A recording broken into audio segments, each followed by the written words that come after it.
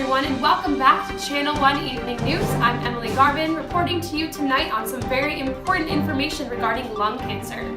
For those of you who do not know, lung cancer is the second most common type of cancer in the United States and is the #1 leading cause of cancer-related deaths. However, most cases of lung cancer are preventable, which makes it a very crucial topic on tonight's newscast. Keep watching to learn more information about this disease and how to prevent it. The oldest cases of cancer discovery date all the way back to the cavemen in 15,000 BC. Lung cancer is believed to have always been around, but was not identified as a disease until 1761. Many of the characteristics of lung cancer were identified in 1810, and the disease became a topic of discussion in the period of 1876 to 1931, when the mining industry was big. About 60 to 80% of the miners died from lung cancer during this time period, bringing to attention the seriousness of the disease.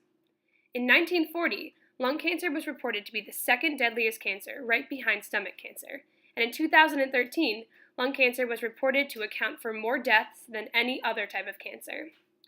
The first major movement to reduce risk factors from lung cancer began in 1929 by a German physician, Fritz Linkent, who identified the association between smoking and lung cancer and started an anti-tobacco campaign. In 1954, the American Cancer Society also supported Link's findings and identified the correlation between smoking and lung cancer. Finally, in 1964, the U.S. Surgeon General claimed smoking as a cause of lung and laryngeal cancer. Since that report, over 20 million Americans have died because of smoking. Most cases of lung cancer happen as a result of exposure to lifestyle and environmental factors, such as exposure to chemicals, air pollution, secondhand smoke, and most commonly, smoking cigarettes. Smoking tobacco products can increase your risk of developing lung cancer by 25%, and roughly 80 to 90% of lung cancer cases are linked to smoking. Luckily, there are many prevention and cessation programs available to aid in quitting and or preventing of smoking habits that can lead to lung cancer, such as smokefree.gov, a branch of the National Cancer Institute.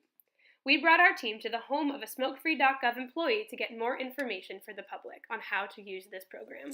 Hi everybody, here we are in Washington, D.C. at the home of Annie Beach. Annie is a cancer research fellow for the NCI. She's currently working with smokefree.gov on a program that helps you quit smoking. Thank you so much for coming, Annie. Thanks for having me. Why don't we get started? What is the program and who is involved? Sure. So smokefree.gov is a federally run smoking cessation program. And we are part of the National Cancer Institute, which is under the Health and Human Services. And it's our goal in our initiative to help people quit smoking. And we also collaborate with many other federal partners, universities, and private organizations as well. Awesome. And what is the ultimate goal of the program? So our ultimate goal is to help people across the continuum of being ready to quit smoking. People who are prepared to quit, people who are thinking about quitting, people who aren't quite there yet, but just want a little bit more information to empower them to kind of start that process. And then once they're there, we give them resources to help them quit smoking. Awesome. So how is this program implemented? Is there some different resources? Yeah. So smokefree.gov is kind of our umbrella.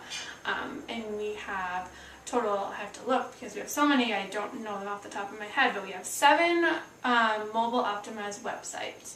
And those are many of them because we hit vulnerable populations. So we have a website for teens, a website for women, helping women who are pregnant. Also, we have resources for LGBT community. Then we also have 15 text message programs. And then we have 2 smartphone applications and then also several social media accounts. Oh, wow. That's awesome. Yes.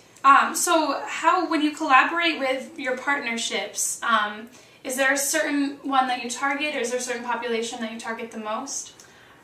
So with partners, we welcome all sorts of partners. Like I said, we partner with federal, so we work with FDA, the CDC, and then we also work with the Veterans Health Association. We have a smokefree.gov vet, which is a website specifically for vets. And we also partner with universities who are also interested in implementing their own cessation interventions, and we provide them with the toolkit to start their own program. That's awesome. So it's very easily accessible? Yes. All of our resources are free. That's kind of our big thing, is that we are a very large intervention. We don't kind of discriminate. We try to hit the gamut of people we target. And around like 3 to 6 million people use smokefree.gov resources. That's really awesome. Yeah. And why is this program important? What do you see this doing for the average person? So smoking is still, smoking-related diseases are still the number one preventable death and disease in the United States. And, cancer, lung disease, all of those are contributing to the mortality in this country, and there are things that we can prevent. So we were really trying to provide people with information, resources that are on their cell phones, like in their pocket every day, to help them, just give them some extra support in this process of quitting smoking, but and also kind of, realizing that there are different people have their own experiences and their own challenges. So we kind of. Awesome. And have you found the program to be effective? Like, is there a way to measure the effectiveness of the program? Sure. That's one of our goals, is to make sure that we have an effective cessation program, and we're not just using building all these resources and then just leaving them out there. We do monthly metrics. We look at engagement, users, and then we also do focus studies, randomized control trials, all of these things to kind of test our efficacy in our program. And based on all of this, we've found that the average abstinent, so people who are quit smoking, who report that they do no longer smoke at the end of our program, specifically our text messaging program, is about 12.9%, which is a lot higher than that normal population who try to quit smoking on their own. That's amazing. Mm-hmm. So I think my final question here is, if there's anybody out there watching this and is really looking to quit smoking, how can they access your program, and how can they go about getting started? Yeah, sure. So again, like I said, all of our resources are free, but it is a good question, is how do you find these? We do a lot of paid media, so we'll see our ads on Facebook and all this stuff, but anyone can go onto smokefree.gov and sign up for our program online, and you can also opt in through text messaging and by texting smokefree.gov. Awesome. Well, thank you so much for meeting with us, Annie, and good luck with the program. I hope anybody out there watching is able to take some of this information and use it to help quit smoking.